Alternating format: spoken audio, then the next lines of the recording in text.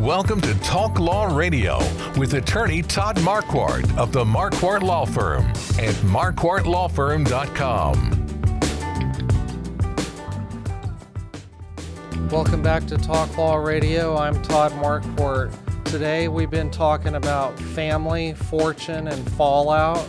In the second segment, we were talking about IRS rules and Medicaid rules for making gifts and taking exclusions and paying taxes. In the third segment, we talked about the sinners and the saints, how to appoint somebody to be agent under your power of attorney. This is the legacy segment. And now, it's time for the Talk Law Radio Legacy Spotlight. What's your legacy? Sponsored by Marquardt Law Firm. Marquardt Law Firm sponsors the show, and attorneys at Marquardt Law Firm focus on business and estate law, including last wills, living trusts, and tax-protected inheritance plans. It's all about legacy. So this segment is going to be about leaving a legacy through a limited partnership. That's a business entity that's created sometimes to help with estate planning. Imagine this. A family transfers $17 million into a limited partnership just weeks before the elderly relative dies. On the estate tax return, they list the value of the partnership interest at about only $11 million, a $6 million discount. The IRS says, "Not too fast," and the tax court agrees. And this past June, the Fifth Circuit Court of Appeals affirmed.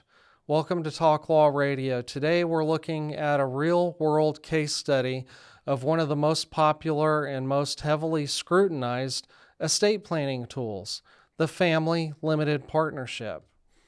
Let's start with the basic idea. Federal estate tax currently applies to estates above a very high exemption amount. Still, for larger estates, the tax is 40%. So every dollar you can legitimately keep out of the taxable estate saves real money. One classic technique is to place assets, real estate, investment, business interests into a limited partnership. How this is accomplished is much more important. Get legal advice. The older generation keeps a tiny general partner interest that controls the entity and gives or sells the bulk of the limited partnership interest to the next generation or to a trust.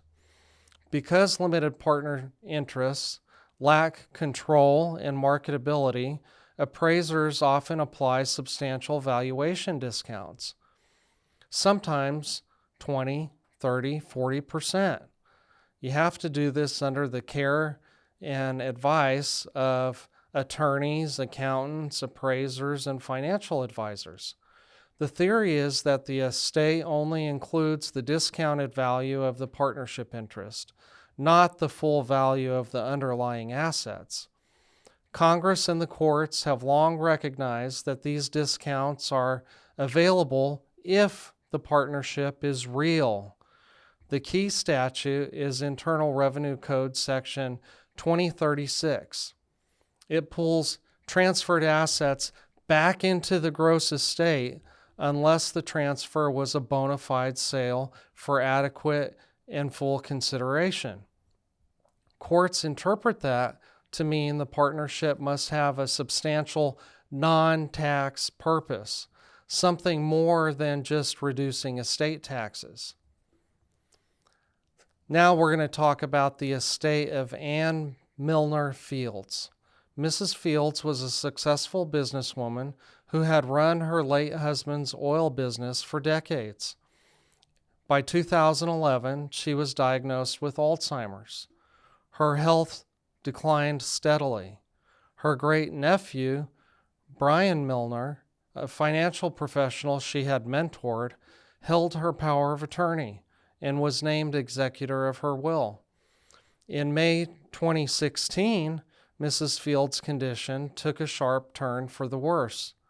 She fell, suffered a heart attack and spine fracture, was hospitalized, and by early June, her doctor declared her Alzheimer's end stage and recommended hospice. She died on June 23rd. In that same narrow window, from mid-May to mid-June, Milner, acting under the durable power of attorney, created a limited partnership called AAM Fields LP. He formed a management LLC that he controlled as the 1% general partner.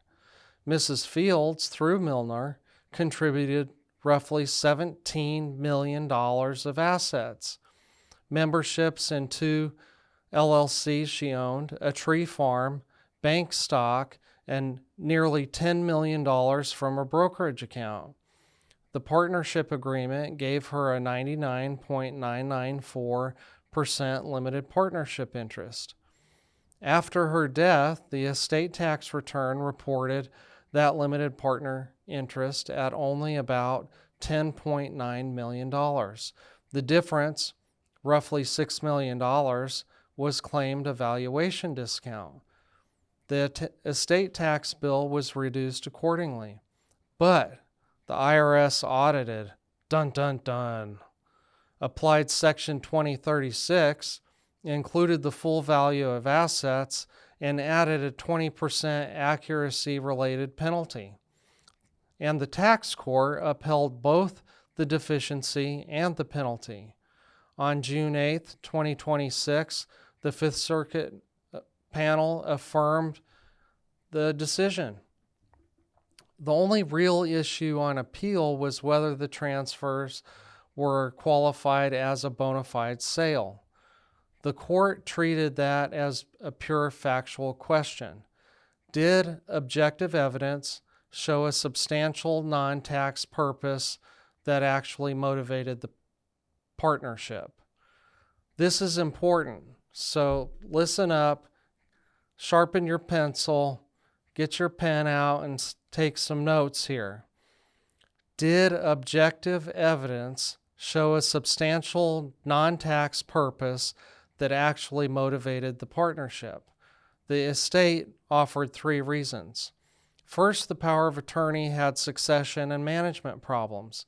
Financial institutions sometimes balked at the aging power of attorney.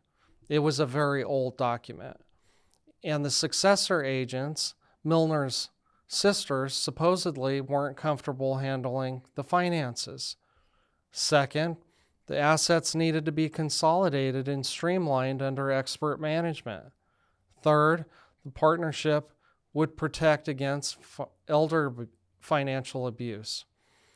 But the Fifth Circuit, like the tax court, found all 3 reasons unpersuasive. The power of attorney succession argument was undercut by the fact that Mrs. Fields herself had chosen the successors when she was competent. And the partnership documents didn't actually solve the succession problem.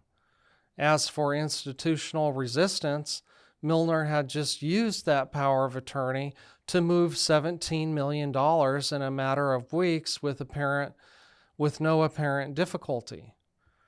And there was almost no contemporaneous evidence of continuous problems. The consolidation argument failed because the assets weren't operating businesses that needed active management. The brokerage account was already professionally managed. The bank stock paid dividends and mostly just sat there. The tree farm had been managed by a local company for decades. There were no synergies from pooling these resources together into the partnership.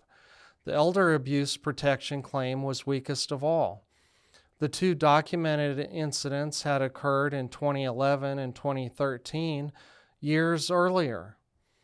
So here's the lesson. Waiting until Mrs. Fields was in end-stage decline made the timing look like a deathbed tax play rather than genuine asset protection.